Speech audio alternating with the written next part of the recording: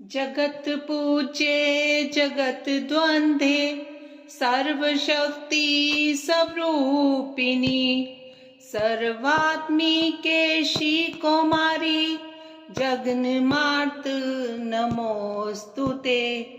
त्रिपुरां त्रिगुणाधारां मार्ग ज्ञान स्वरूपिणी त्रैलोक्या वंदिता देवी त्रिमूर्ति प्रणमाम्यहम्। कालिकां तु कलातीतां कल्याण हृदयां शिवां कल्याण जननी नित्यं कल्याणीं प्रणमाम्यहम्।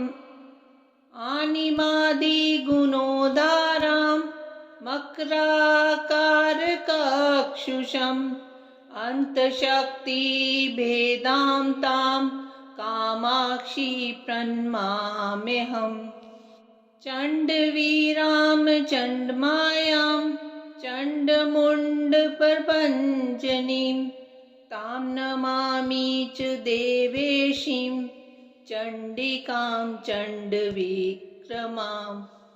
सुखानन्दकरीं शान्तां सर्वदेवैर्नमस्कृतां सर्वभूतात्मिकां देवीं शाम्भवीं प्रणमाम्यहम्। चण्डवीरां चण्डमायां रक्तबीजप्रभञ्जनीं तां नमामि च देवेशीं कालरात्रिं गुणशालिनीं। सुंदरीं स्वर्ण सर्वांगीं सुख सौभाग्यदायिनीं संतोषजननीं देवीं महागौरी प्रणमाम्यहम्। दुर्गमे दुस्तरे कार्य भयदुर्ग विनाशिनी प्रणमामि सदा भक्त्या दुर्गा दुर्गतिनाशिनी। पार्वती पंचक स्तोत्रम। धराधरेन्द्र नंदिनी शशांक मौलि संगिनी सुरेश शक्तिवर्धिनी नितांत कांत कामिनी निशाचरेन्द्र मर्दिनी त्रिशूल शूल धारिणी मनोव्यथा विदारिणी शिवं तनोतु पार्वती। भुजंग तल्प शामिनी मोग्रकांत भागिनी प्रकाश पुंज दायिनी विचित्र चित्रकारिणी प्रचंड शत्रुदर्शिनी दया प्रवाह वर्षिणी सदा सौभाग्यदायिनी शिवं तनोतु पार्वती। प्रकृष्ट सृष्टिकारिका प्रचंड नृत्य नर्तिका पनाक पानिधारिका गिरीश ऋग मालिका समस्त भक्त पालिका पीयूष पूर्ण वर्षिका कुभाग्य रेख मर्चिका शिवं तनोतु पार्वती।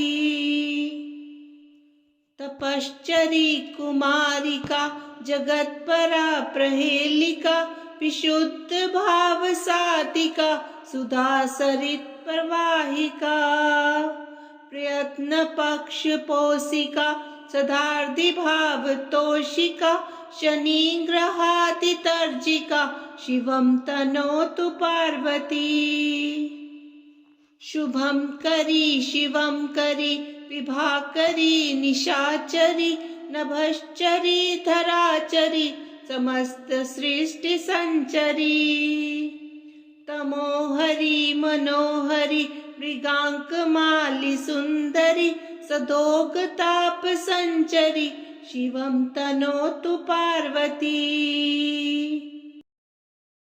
देवी त्वं भक्त सुलभे सर्वकार्य विदायिनी कलो हि कार्य सिद्ध्यर्थम उपायं ब्रूहि यत्नतः। देव्योवाच शृणु देव प्रवक्ष्यामि कलो सर्वेष्ट साधनम् मया तवैव स्नेहेनाप्यम्बा स्तुति प्रकाश्यते। ॐ ज्ञानिनां चेतांसि देवी भगवती हि सा बलादाकृष्य मोहाय महामाया प्रयच्छति। दुर्गे स्मृता हर्षि भीतिं शेष जन्तोः स्वस्थे स्मृता मतिमतीव शुभां ददासि। दरिद्र्य दुख व्यहारिणी त्वधन्या सर्वोपकार करनाय सदार्द्रचितः। सर्वमंगल मंगले शिवे सर्वार्थ साधिके शरणे त्र्यंबके गौरी नारायणी नमोस्तुते। शरणागति नाट परित्राण परायणे सर्वस्यार्ति हरे देवी नारायणी नमोस्तुते। सर्व रूपे सर्वेशे सर्वशक्ति स्मन्विते भयभ्यस्त्राहि नो देवी दुर्गे देवी नमोस्तुते। रोगान् शोषान् पहंसि तुष्टा रुष्टा तु कामान् सकलान् भीष्टान्। त्वामाश्रितानां न विपन्नानां त्वामाश्रिता हयाश्रयतां प्रयान्ति।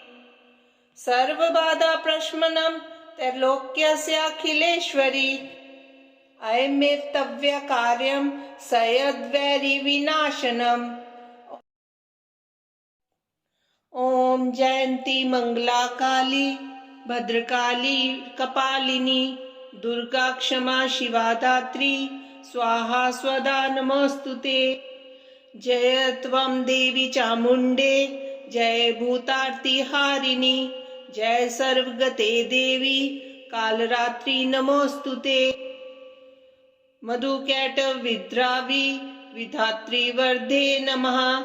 रूपं देहि जयं देहि जशो देहि द्विषो जहि। महिषासुर निर्नाशी भक्तान् सुख दे नमः। रूपं देहि जयं देहि जशो देहि द्विषो जहि। रक्त बीज वदे देवी चंड मुंड विनाशिनी। रूपं देहि जयं देहि जशो देहि द्विषो जहि। शुंभ साइव निशुंभस्य धुर्माक्षस्य च मर्दिनी। रूपं देहि जयं देहि जशो देहि द्विषो जहि। वंदितांघ्रि युगे देवी सर्वसौभाग्यदायिनी।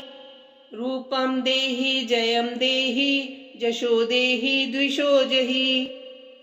अचिंत्य रूप चरिते सर्वशत्रु विनाशिनी। रूपं देहि जयं देहि जशो देहि द्विषो जहि। न तेभ्यः सर्वदा भक्त्या चंडिके दुरितापहे। रूपं देहि जयं देहि जशो देहि द्विषो जहि। स्तुवद्भ्यो भक्तिपूर्वं त्वां चंडिके व्याधिनाशिनी। रूपं देहि जयं देहि जशो देहि द्विषो जहि। चंडिके सततं ये त्वां मर्च्यन्ति हि भक्तितः। रूपं देहि जयं देहि जशो देहि द्विषो जहि। देहि सौभाग्यम् आरोग्यं देहि मे परमं सुखं। रूपं देहि जयं देहि जशो देहि द्विषो जहि। विदेहि द्विषतां नाशं विदेहि बलमुच्चकेः। रूपं देहि जयं देहि जशो देहि द्विषो जहि। विदेहि देवी कल्याणं विदेहि परमां श्रियं। रूपं देहि जयं देहि जशो देहि द्विषो जहि। सुरासुर शिरोरत्न निगृह्यश्चरणे अंबिके। रूपं देहि जयं देहि जशो देहि द्विषो जहि। विद्यावन्तं यशस्वन्तं लक्ष्मीवन्तं जनं कुरु। रूपं देहि जयं देहि जशो देहि द्विषो जहि। प्रचंड दैत्य दर्पगणे चंडिके प्रणताय मे। रूपं देहि जयं देहि जशो देहि द्विषो जहि। चतुर्भुजे चतुर्वक्त्र संस्तुते परमेश्वरी। रूपं देहि जयं देहि जशो देहि द्विषो जहि। कृष्णेन संस्तुते देवी शश्वद्भक्त्या सदाम्बिके रूपं देहि जयं देहि जशो देहि द्विषो जहि हिमाचल सुतानाथ संस्तुते परमेश्वरी रूपं देहि जयं देहि जशो देहि द्विषो जहि इंद्राणीपति सद भाव पूजिते परमेश्वरी रूपं देहि जयं देहि जशो देहि द्विषो जहि देवी प्रचंड दोर्दंड दैत्य दर्प विनाशिनी रूपं देहि जयं देहि जशो देहि द्विषो जहि देवी भक्त जनो धाम तथानंदोदयंबिके रूपं देहि जयं देहि जशो देहि द्विषो जहि पत्नी मनोरमा देवी